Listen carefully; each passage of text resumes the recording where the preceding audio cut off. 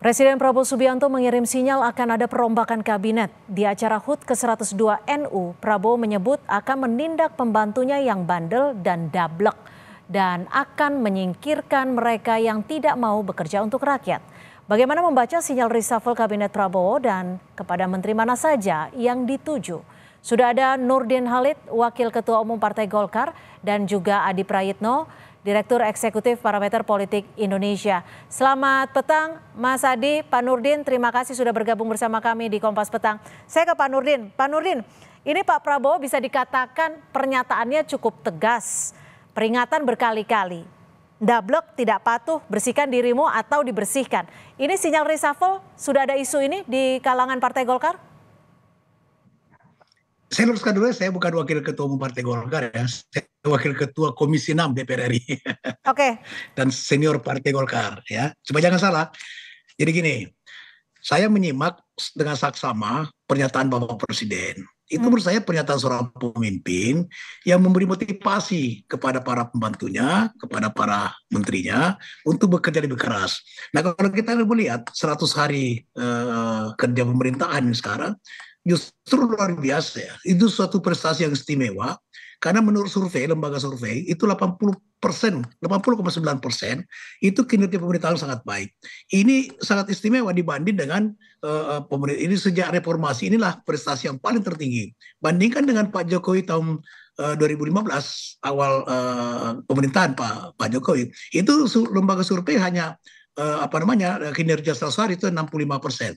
Nah, 80% kinerja pemerintah sekarang itu berarti kinerja para menterinya ditentu dengan arahan dan petunjuk serta komando Bapak Presiden. Nah, yang paling penting di sini bahwa apa yang menjadi pernyataan Bapak Presiden itu adalah dalam rangka untuk mewujudkan kesejahteraan rakyat dan itu sesuai dengan visinya cita untuk kemakmuran rakyat. Oleh karena itu pernyataan tersebut menurut saya adalah pernyataan yang normal saja sebagai seorang presiden, seorang pemimpin untuk mensugesti, memberi motivasi kepada menterinya, wahai pembantuku, wahai para menteri, rakyat sekarang ini butuh kesejahteraan, butuh pelayanan, bekerja dengan baik.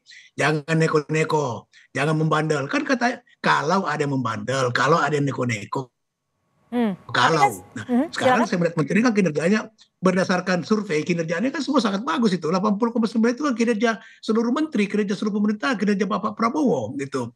Jadi ini warning kepada para pembantunya, jangan neko-neko, jangan bandel, bekerja sesuai dengan aturan, layani kepentingan rakyat. Dan menurut saya menteri sekarang kinerjanya sesuai dengan survei maupun dengan pengamatan kita, ya khususnya menteri-menteri dari Partai Golkar. Saya mengamati betul. Tapi gini, saya mengikuti.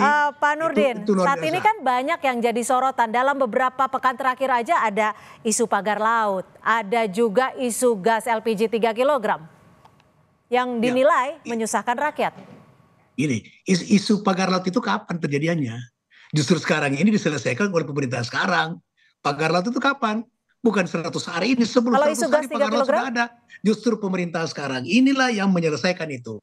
Nah dan itu kebetulan diangkat oleh Menteri ATR ya. Dan itu dari Golkar. Itu justru sekarang luar biasa bisa membongkar sesuatu yang tidak sesuai dengan aturan. Nah sekarang mengenai yang baru 2 hari LPG. Ini bukan sesuatu yang diharapkan dan tidak menciptakan kelangkaan. Ini memang medsos luar biasa ini. Ini sebuah kebijakan bagaimana negara bisa mengontrol sampai kepada tingkat konsumen. Ini justru bagus. Jadi kebijakan ini ada dalam rangka menata tata niaga ini supaya harga di konsumen itu bisa diterima dengan subsidi. Saya ke Mas Adi. Mas Adi kalau dari dengar dulu sebentar. Berapa subsidi negara? 87 triliun untuk LPG. Sekarang berapa harga di tingkat konsumen? Harusnya konsumen menerima hanya 15.000, 20.000, bisa 25.000, 30.000. Kenapa? Karena negara dalam hal ini Pertamina hanya bisa mengontrol sampai pangkalan. Nah sekarang kita mau meningkatkan daripada mengangkat daripada derajat. Oke, itu isu lain dari tema kita hari ini. Tapi saya akan ke Mas Adi. Bukan isu lain. Ini dalam rangka untuk menata daripada bagaimana LPG ini bisa diterima oleh konsumen dengan harga subsidi dan bagaimana tidak ada penyimpangan di situ dan bisa dikontrol negara sampai ke tingkat konsumen. Itu tujuannya. Oke, kalau dari Mas Adi, siapa sebenarnya yang dimaksud Pak Prabowo ini? Tapi dijawabnya usai jeda. Tetap bersama kami di Kompas Petang. Kita masih membahas terkait dengan pernyataan Presiden Prabowo yang mengirim sinyal akan ada perombakan kabinet. Mas Adi, kalau dilihat dari pernyataan Pak Prabowo ini bisa dikatakan cukup tegas, cukup menusuk seperti itu ya. Kalau dari Mas Adi sendiri menilainya, apakah ada menteri-menteri yang memang sedang disoroti oleh Pak Prabowo? Ya, saya kira memang kalau kita membaca statement dari Prabowo Subianto, tentu tidak lahir dalam ruang hampa, tapi lahir dalam satu situasi di mana memang belakangan ini begitu banyak misalnya kinerja para pembantunya itu yang dinilai menimbulkan kekisruhan dan polemik yang tidak berkesudahan. Jarang-jarang loh Prabowo Subianto itu memberikan statement yang bagi saya itu semacam ultimatum politik kepada para pembantunya, kalau mereka tidak bekerja untuk rakyat akan disingkirkan. Saya menduga kekisruhan-kekisruhan belakangan ini ya apa yang sudah disebutkan tadi, misalnya bagaimana soal LPG yang 3 kilogram yang misalnya sosialisasinya tidak baik yang kemudian membuat eceran itu tidak bisa menjual. Kemudian sebelumnya juga adalah soal pagar laut dan sebelumnya juga misalnya ada statement dari Badan Gizi Nasional yang kemudian mungkin akan menyertakan seperti apa namanya serangga, kemudian ulat sebagai salah satu menu yang kemudian akan dijadikan dalam program makan bergizi gratis. Termasuk misalnya sejumlah apa namanya utusan-utusan khusus yang mendapatkan pengawalan yang kemudian juga menimbulkan kontroversi dan seterusnya. Artinya ini semacam warning yang cukup tegas sebenarnya bagi para pembantu dan sekitar presiden. Kalau ke depan ada kegaduhan, kalau ke depan kebijakan-kebijakan itu tidak menyentuh persoalan yang dibutuhkan oleh rakyat, bukan tidak mungkin akan terjadi reshuffle dan pergantian. Apalagi misalnya kita membaca statementnya Pak Sufmi Dasko yang notabene-nya adalah Ketua Harian Partai Gerindra, memang menyebutkan ada menteri yang tidak seirama dengan Prabowo dan itu terang benderang dan dikutip juga oleh Kompas.com per hari ini. Ini kan mengindikasikan betapa memang menteri-menteri mungkin manuvernya terlampau ekstrim sehingga merugikan presiden. Apalagi misalnya terkait dengan tabung gas 3 kilogram beberapa waktu yang lalu, kan Pak Sufmi Dasko mengatakan itu bukan program presiden. Inilah yang sekira menjadi satu sinyalmen, bukan tidak mungkin pernyataan Prabowo itu adalah semacam intimidasi politik sebenarnya bagi menteri, jangan berbuat sesuatu yang justru merugikan presiden, merugikan pemerintah, dan Ya. tidak untuk perjuangan rakyat di masa-masa yang akan datang. Jadi jelas bagi Berarti kalau saya ini, menurut Anda akan ada reshuffle dalam waktu dekat? kalau dalam hitungan cepat ataupun hitungan lambat saya tidak terlampau tahu pasti, tapi Prabowo itu kan sebenarnya memberikan satu diksi yang tegas. 100 hari kerja itu sudah cukup memberikan peringatan, 100 hari itu sudah cukup berbaik-baik. Hmm. Artinya apa ke depan kalau memang ada apa namanya menteri-menteri itu yang tidak perform, menteri-menteri itu yang kemudian tidak sesuai dengan ekspektasi, apalagi merugikan rakyat, bukan tidak mungkin dalam hitungan hari ke depan juga akan terjadi perombakan ya. Apalagi satu persatu menterinya Prabowo juga sudah mulai bicara, mereka siap sebagai salah satu konsekuensi kalaupun toh harus dievaluasi. Tapi bagi saya secara prinsip ini adalah semacam guidance bagi para menteri, hal-hal yang dianggap negatif, hal-hal yang dianggap kontroversial dan tidak berpihak kepada rakyat di masa-masa lampau, terutama di 100 hari kinerja pemerintah, Ya. itu jangan diulangi. Eh, Pak Nurdin, kalau disebut tadi oleh Mas Adi, ada menteri-menteri yang dinilai tidak seirama. Ada juga pernyataan Pak Prabowo yang disebut ini merupakan bagian dari intimidasi politik. Bagaimana Anda membaca dan melihat ini? Saya tidak tahu ya, yang mana dimaksud dengan tidak seirama. Itu saya yakin tidak ada menteri yang berseberangan dengan Bapak Presiden. Tapi Pak Dasko So yang gini, ngomong. pembantu itu kalau pakai bahasa kalau. Nah, ini dan kalau tidak ada gimana? Nah, kan begitu. Enggak. Nah, sekarang Maaf begini, saya potong. Pak menteri Dasko kan itu- membicarakan bahwa program soal gas 3 kilogram itu tidak sesuai dengan program Pak Prabowo gitu. Pak programnya Prabowo apa? Pak Prabowo itu adalah bagaimana pelayanan kepada rakyat.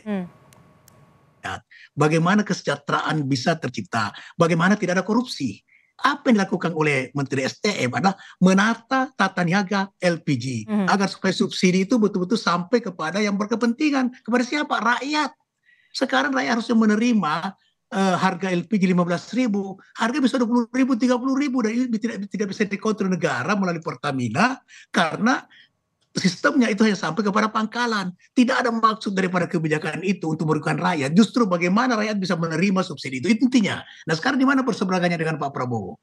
Nggak ada. Justru dijabarkan agar supaya Pak Prabowo mengenai kesejahteraan rakyat, pelayanan kepada masyarakat, tidak ada korupsi, artinya subsidi sampai kepada rakyat, sampai kepada konsumen. Nah sekarang ada tata niaga di sini, di mana tidak terkontrol negara.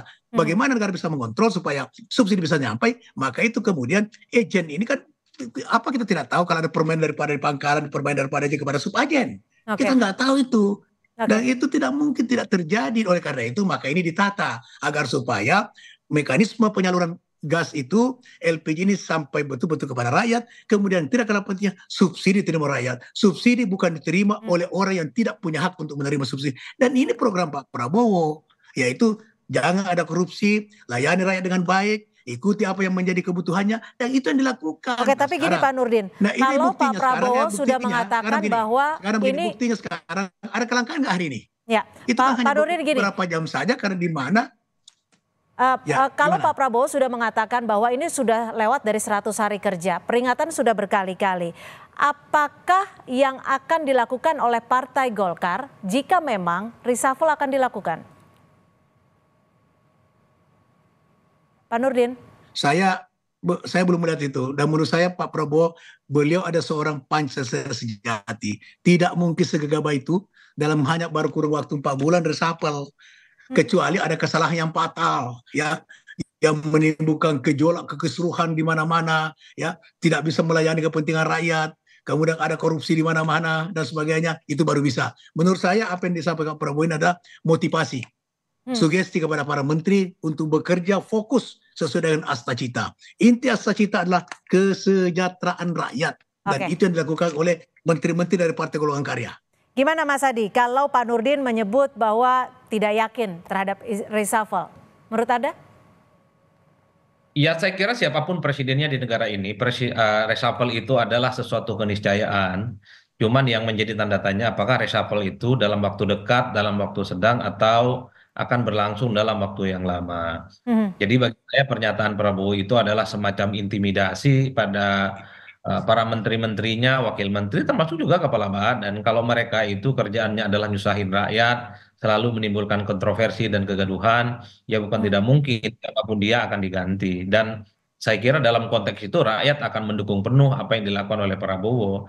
Karena saya kira secara prinsip rakyat adalah yang utama, sementara yang lain-lain itu memang harus dikesampingkan. Itu yang saya kira jadi guidance sebenarnya. Kalau memang selama ini ada menteri dan para pembantu Prabowo, di mana kebijakan-kebijakannya itu misalnya tidak sesuai dengan kepentingan rakyat, tidak dikonsultasikan, kemudian tidak sampaikan secara transparan, ya bukan tidak mungkin ultimatum itu bukan hanya sebatas ultimatum, tapi akan menjadi kenyataan. Dan ini saya kira berlaku kepada semua menteri dan kepada semua pembantu Prabowo di Kabinet Merah Putih. Kecuali. Nah, tapi kalau dari Mas Adi sendiri membacanya seperti apa bahasa komunikasi politiknya? Kenapa Pak Prabowo melemparkan intro ini? Tidak langsung melakukan reshuffle? Ya sebenarnya Prabowo itu satu hal, ini sudah melampaui 100 hari kinerja, maka tak ada cerita ke depan itu para pembantunya ini tidak mewujudkan semua mimpi-mimpi dan keinginan Prabowo yang dimana programnya itu menyentuh langsung rakyat. Program-program yang disebut dengan populis. Kan kita tahu bahwa misalnya program makan bergizi gratis, kemudian soal pemeriksaan kesehatan bergratis, sebentar lagi juga akan dibangun 3 juta rumah. Hal-hal yang populis semacam ini tentu adalah sebagai upaya pembuktian bahwa Prabowo adalah pemimpin yang berpihak kepada rakyat. Nah, pada saat yang bersamaan kalau menterinya tidak seirama, kemudian menimbulkan kontroversi dan kegaduhan dalam membuat kebijakan, itu yang kemudian akan dievaluasi.